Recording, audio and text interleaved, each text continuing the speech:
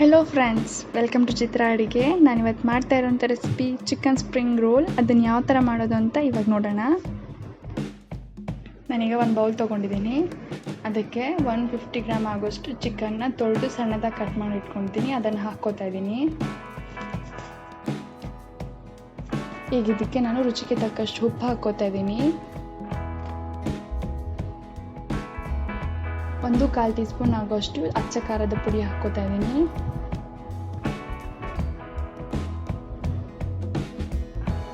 1 spoon ಆಗೋಷ್ಟು ಧನಿಯಾ ಪುಡಿ ಹಾಕ್ಕೋತಾ ಇದ್ದೀನಿ.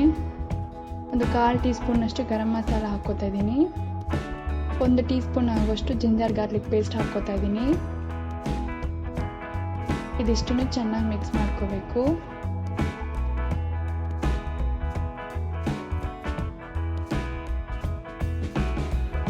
ಈಗ ನಾನು ಸ್ಟವ್ ಮೇಲೆ ಒಂದು ಕಡಾಯಿ ಇಟ್ಕೊಂಡು ಅದಕ್ಕೆ 1 ಕಪ್ ಆಗೋಷ್ಟು ಆಯಿಲ್ ಹಾಕ್ಕೋತಾ ಇದ್ದೀನಿ. ಆಯಿಲ್ ಬಿಸಿಯಾಗಿದೆ. ಇದಕ್ಕೆ ಸಣ್ಣದಾಗಿ ಕಟ್ ಮಾಡಿ ಇಟ್ಕೊಂಡಿರೋ ಗ್ರೀನ್ ಚಿಲ್ಲಿ ಹಾಕ್ಕೋತಾ ಇದ್ದೀನಿ. ಈಗ ಸಣ್ಣದಾಗಿ ಕಟ್ ಮಾಡಿ ಇಟ್ಕೊಂಡಿರೋ 2 ಆನಿಯನ್ಸ್ ಹಾಕ್ಕೋತಾ ಇದ್ದೀನಿ. ಆನಿಯನ್ಸ್ ಟ್ರಾನ್ಸ್ಪರೆಂಟ್ ಆಗೋವರೆಗೂ ಫ್ರೈ ಮಾಡ್ಕೋಬೇಕು. ಈಗ ಇದಕ್ಕೆ 1 ಪಿಂಚ್ ಆಗೋಷ್ಟು ಟರ್ಮರಿಕ್ ಪೌಡರ್ ಹಾಕ್ಕೋತಾ ಇದ್ದೀನಿ.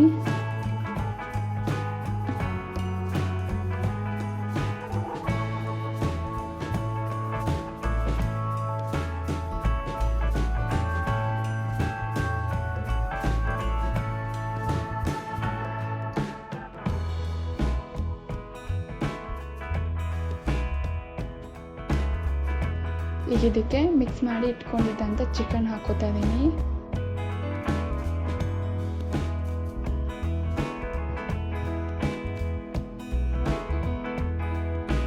ಚಿಕನ್ನು ಕೂಡ ಚೆನ್ನಾಗಿ ಫ್ರೈ ಮಾಡ್ಕೋಬೇಕು.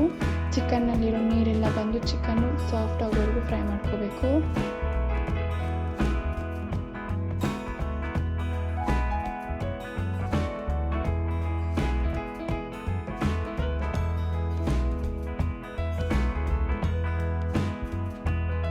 ಈಗ ನಾನು ಇದನ್ನು ಪ್ಲೇಟ್ ಹಾಕಿ ಮುಚ್ಚಿಟ್ಕೊಳ್ತಾ ಇದ್ದೀನಿ. ನೋಡಿ, ಚಿಕನ್ನಲ್ಲಿರೋ ನೀರೆಲ್ಲ ಬಂದು ಚಿಕನ್ ಚಿಕ್ಕದಾಗಿದೆ.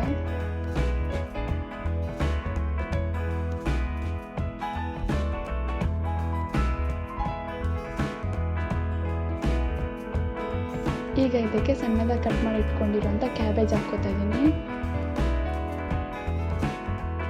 ಕ್ಯಾಬೇಜ್ ಹಾಕ್ಕೊಂಡು ಚೆನ್ನಾಗಿ ಮಿಕ್ಸ್ ಮಾಡ್ಕೋಬೇಕು.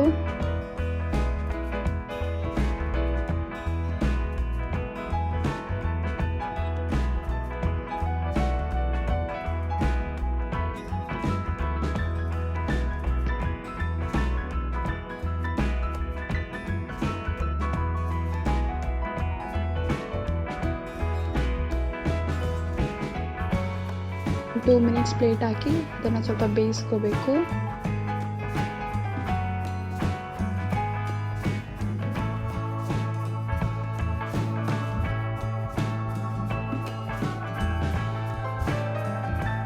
ಈಗ ಇದಕ್ಕೆ ನಾನು 1/4 ಟೀ ಸ್ಪೂನ್ನಷ್ಟು ಟೊಮೆಟೊ ಸಾಸ್ ಹಾಕ್ಕೋತಾ ಇದ್ದೀನಿ.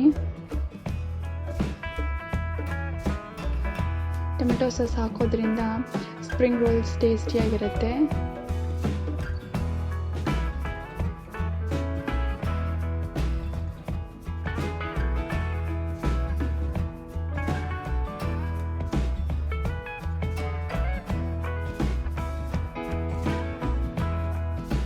ಈಗ ಇದಕ್ಕೆ ನಾನು 1/2 ಲೆಮನ್ ಜ್ಯೂಸ್ ಹಾಕ್ಕೋತಾ ಇದ್ದೀನಿ.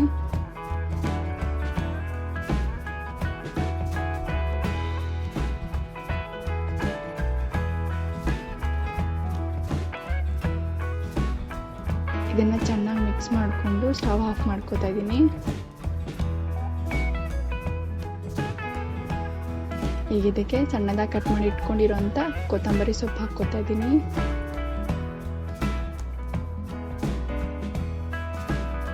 ಈಗ ಚಿಕನ್ ಸ್ಪ್ರಿಂಗ್ ರೋಲ್ಸ್ಗೆ ಸ್ಟಫಿಂಗ್ ಮಾಡೋಕ್ಕೆ ಸ್ಟಫ್ ರೆಡಿಯಾಗಿದೆ. ಇದನ್ನು ಸೈಡ್ ಇಟ್ಕೋತೀನಿ. ನಾನು 30 ಮಿನಿಟ್ಸ್ ಮುಂಚೆನೇ ಮೈದಾ ಹಿಟ್ಟನ್ನ ಕಲಸಿಟ್ಟಿದ್ದೆ. ಈಗ ಇದನ್ನು ಚಪಾತಿ ಥರ ಮಾಡ್ಕೊಳ್ಳೋಣ.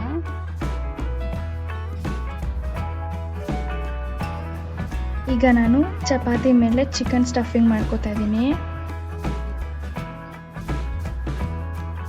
ನಾನು ಸೈಡ್ಸ್ಗೆ ಮೈದಾ ಹಿಟ್ಟಿಗೆ ಸ್ವಲ್ಪ ನೀರು ಹಾಕ್ಕೊಂಡು ಮೈದಾ ಪೇಸ್ಟ್ ಮಾಡ್ಕೊಂಡಿದ್ದೀನಿ, ಅದನ್ನು ಹಾಕ್ಕೊಂಡು ಅಂಟಿಸ್ಕೊತಾ ಇದ್ದೀನಿ. ಇದು ಹಾಕೋದ್ರಿಂದ ಚೆನ್ನಾಗಿ ಹಿಡ್ಕೊಳ್ಳುತ್ತೆ.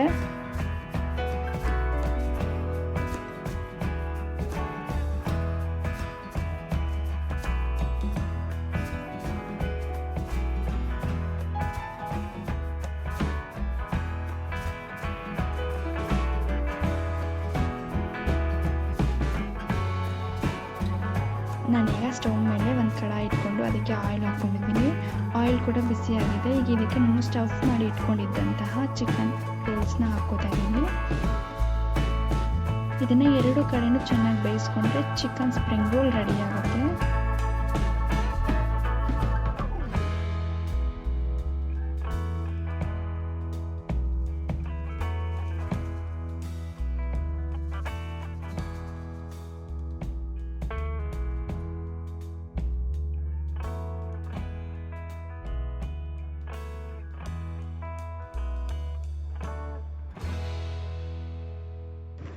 ನೋಡಿದ್ರಲ್ಲ ಫ್ರೆಂಡ್ಸ್, ಯಾವ ಥರ ಚಿಕನ್ ಸ್ಪ್ರಿಂಗ್ ರೋಲ್ಸ್ ಮಾಡ್ಕೊಳ್ಳೋದು ಅಂತ. ನಿಮಗೆ ವಿಡಿಯೋ ಇಷ್ಟ ಆಗಿದ್ದರೆ ಲೈಕ್ ಮಾಡಿ, ಶೇರ್ ಮಾಡಿ, ಕಮೆಂಟ್ ಮಾಡಿ ಆ್ಯಂಡ್ ಸಬ್ಸ್ಕ್ರೈಬ್ ಮಾಡಿ ನನಗೆ ಸಪೋರ್ಟ್ ಮಾಡಿ.